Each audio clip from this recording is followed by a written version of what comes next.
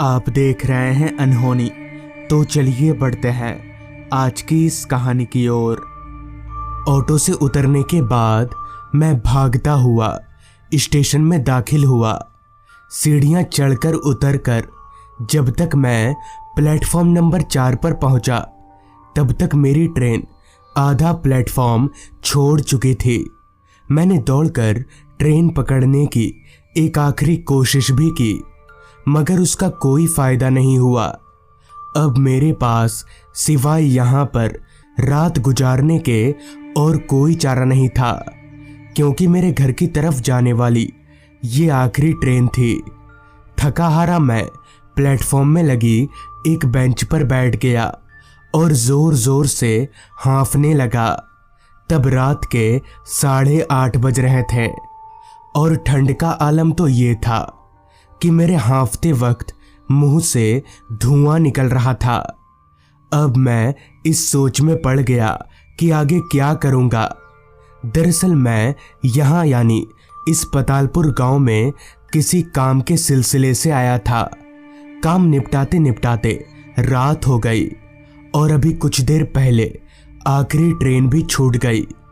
एक बार को तो मैंने सोचा यहीं इसी बेंच पर लेटकर किसी तरह से रात कटा देता हूं, मगर तभी एक तेज ठंडी हवा के झोंके ने मुझे ये एहसास करवा दिया कि मैं ऐसा नहीं कर सकता। और तो और वो स्टेशन इतना छोटा था कि उसमें कोई वेटिंग रूम भी नहीं था। ये तो पक्का था कि मैं स्टेशन में नहीं रुकने वाला। लिहाजा मैं स्टेशन से बाहर निकलकर आसपास कुछ ढूंढने लगा, कोई ऐसी जगह जहां मैं रात भर बिना किसी तकलीफ के सो सकूं। मगर मेरे आसपास मुझे खाली रास्ता और बंद दुकानें ही नजर आ रही थी। कोहरे ने चारों तरफ अपना पैर जमाना शुरू कर दिया था। अभी मैं आगे के बारे में सोच ही रहा था कि तभी मुझे मेरे कंधों पर पीछे की तरफ से किसी का ठंडा हाथ महसूस हुआ। मैं चौंकते हुए तुरंत पीछे पलटा तो पाया कि ठीक मेरे पीछे मेरी ही उम्र का एक आदमी खड़ा है। इससे पहले कि मैं कुछ बोलता उस आदमी ने ही कहा, यहाँ कोई होटल नहीं मिलेगा। उस आदमी के मुंह से ये सुनकर मैं काफी हैरान हुआ कि आखिर इस आदमी को पता कैसे चल गया कि मैं होटल ढूंढ रहा हूं। खैर, मैंने उस आदमी से कहा, हाँ, पर आपको कैसे पता चला कि मैं होटल खोज रहा हूँ? इस पर वो आदमी बोला, मुझे सब पता चल जाता है। हालांकि होटल तो नहीं, पर एक जगह है जहाँ आप रात गुजार सकते हैं। मैं आपको ले चलता हूँ उस जगह पर। चूंकि उस वक्त मेरे पास दूसरा कोई चारा नहीं था, इसलिए मैं उस आदमी के साथ चलने को तैयार हो गया। जिसके बाद वो आदमी मुझे एक रास्ते पर कहीं ले जाने लगा। वो रास्ता मेरे लिए बिल्कुल अनजान था।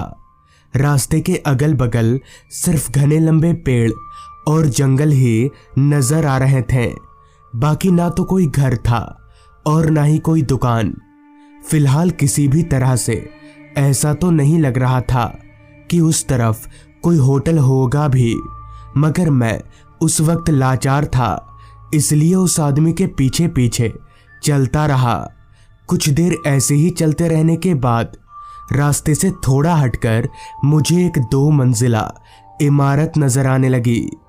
तभी मेरे आगे चल रहे उस आदमी ने मुझे उंगली के इशारे को उस इमारत की तरफ दिखाते हुए मुझसे कहा, यही है वो घर, आप यहाँ रात भर रह सकते हैं। मुझे उसी वक्त भाड़े की बात कर लेना ठीक लगा। फिर जब मैंने उस आदमी से भाड़े के लिए पूछा तो उसने कहा, जी, हम किसी से भाड़ा नहीं लेते, बस हमारा एक नियम है, अगर आप एक बार इस घर में अंदर चले गए तो कल सुबह से पहले बाहर नहीं निकल सकते। मैंने सोचा कोई बेवकूफ ही होगा जो इतनी ठंड में बाहर निकलेगा। ऊपर से मुझे मुफ्त में रात गुजारने की जगह मिल रही थी, जिस वजह से मैंने बिना कुछ सोचे समझे उस आदमी को हाँ बोल दिया। थोड़ा और चलकर हम लोग उस घर के नज़दीक पहुंचे। घर की हालत ना तो बहुत ज़्यादा अच्छी थी और ना ही काफ़ी ज़्यादा बुरी, मतलब ये कि रहने लायक था। फिर उस आदमी ने घर के दरवाजे पर लटक रहे ताले को खोला और हम दोनों घर के अंदर गए। घर के अंदर पूरा अंधेरा ही अंधेरा छाया हुआ था, जिस पर मैंने उस आदमी से पूछा, यहाँ इतना अंधेरा क्यों है? तो इस पर वो आदमी बोला, लाइट नहीं है यहाँ पर। खैर, जैसे तैसे वो आदमी मुझे एक कमरे में ले गया और बोला, आप आराम से यहाँ पर सो जाइए, मैं बाहर ही बैठा हूँ। अगर कोई दिक्कत हो तो मुझे एक बार आवाज़ लगा दीजिएगा। इतना बोलकर वो आदमी उस कमरे से बाहर चला गया। उसके जाते ही मैंने दरवाज़ा बंद किया और चुपचाप कमरे में लगी पलंग पर जाकर लेट गया। तभी मैंने एक अजीब बात नोटिस की। मैं 4 दीवारी और एक छत के अंदर सोया हुआ था, मगर फिर भी मेरे शरीर पर इतनी तेज हवा लग रही थी जैसे मैं खुले में सोया हुआ हूँ। लेकिन ऐसा क्यों हो रहा था? कमरे में जो एक खिड़की थी वो पहले से ही बंद थी। दरवाज़ा भी मैं बंद करके सोया था। खैर, पलंग के एक ओर पड़ी रजाई को उठाकर मैंने अपने मुंह तक ओढ़ लिया। तब कहीं जाकर मुझे थोड़ी गर्मी आई, मगर नींद उसका अभी तक कोई अता पता नहीं था। बहुत देर तक रजाई के अंदर होने की वजह से मुझे घुटन सी होने लगी, इसलिए मैंने अपना सिर बाहर निकाल लिया। तो जैसे ही मैंने अपना सिर बाहर निकाला, तभी मेरी नज़र मेरे सर के ऊपर एक बहुत ही घने पेड़ पर गई। मैंने तुरंत अपने आसपास देखा तो मैं दंग रह गया, क्योंकि अब मैं किसी कमरे में नहीं बल्कि खुले आसमान के नीचे सोया हुआ था। तभी मैंने महसूस किया कि मैं किसी पलंग पर नहीं बल्कि एक मिट्टी के टीले पर लेटा हुआ हूँ। मैं तुरंत उठकर खड़ा हुआ। मुझे अपनी आंखों पर विश्वास नहीं हो रहा था, इसलिए मैं आंख मीचने लगा। और जब आंख मीचकर जैसे ही दोबारा आंख खोला तो मेरी हैरानगी की कोई सीमा ना रही, क्योंकि मैं उसी कमरे में था। सब कुछ पहले जैसा नॉर्मल हो चुका था, मगर मैं इतना तो समझ ही गया था कि यहाँ कुछ सही नहीं है।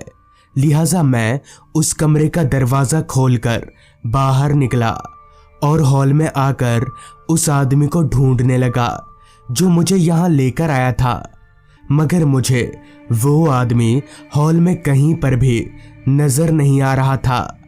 अब मुझे पूरा यकीन हो चुका था कि ज़रूर दाल में कुछ काला है, जिस वजह से मुझे उसी वक्त वहाँ से निकल जाना ही बेहतर लगा और मैं वापस अपने कमरे में सामान लाने चला गया। सामान समेटकर मैं जैसे ही कमरे के दरवाजे पर पहुंचा, तभी अचानक मेरे सामने वही आदमी आकर खड़ा हो गया, मगर अब उसका चेहरा पूरी तरह से बदल चुका था। उसकी आंखें पूरी तरह से काली पड़ चुकी थी और चेहरे पर किसी धारदार खंजर के निशान थे। उस आदमी के हाथ में भी एक धारदार खंजर था और वो लगातार मेरी ओर बढ़े आ रहा था। मुझे समझ नहीं आ रहा था कि अब क्या करना चाहिए। उस वक्त पर मेरा दिमाग पूरी तरह से ब्लैंक हो चुका था, मगर तभी मेरी नज़र उस कमरे में लगी कांच की खिड़की पर गई। उस खिड़की में किसी भी तरह की कोई रेलिंग नहीं थी। मैं तुरंत उस खिड़की की ओर भागा और खिड़की खोलकर तुरंत नीचे कूद गया।